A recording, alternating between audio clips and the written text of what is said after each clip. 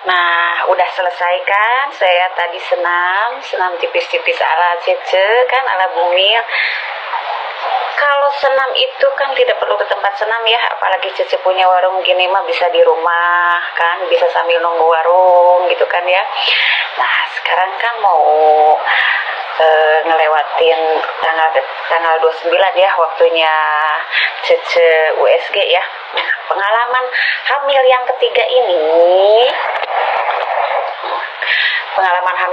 ini Cece itu mengalami sakit gigi sama batuk-batuk dari umur 1 bulan sampai 6 bulan tuh batuk terus ya. Terus gigi itu sakit gitu kan ya, sakit gigi mulu gitu. Tapi batuknya selama dari 1 bulan sampai 6 bulan tuh tidak tidak tiap hari batuk.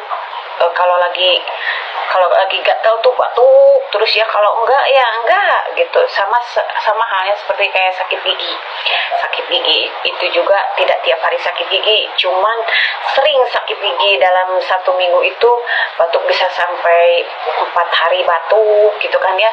Sakit gigi bisa 3 hari gitu, 3 hari sekali sakit gigi gitu kan ya. Nah, pengalaman ngidam anak yang ketiga ini gitu. Masalah makan saya tidak terlalu lahap. Bahkan saya kalau makan itu harus nunggu lapar dulu. Nah, makanya saya kan butuh asupan gizi sama suplemen. Jadi saya minta suplemen vitamin dari Bu Bidan. Asupan gizi ya paling kalau nunggu lapar banyaknya ngemil sih. Kayak biskuit gitu kan, minum susu. Justru ngidamnya saya itu lebih banyak makan buah-buahan seperti jambu air gitu. Paling saya suka ya jambu air, buah gitu kan ya, pokoknya buah-buahan lah. Padahal saya nggak begitu suka buah-buahan gitu. Setelah menginjak 1 bulan, 2 bulan, 3 bulan, 4 bulan, nah saya menginjak 5 bulan saya USG, itu saya dalam keadaan sakit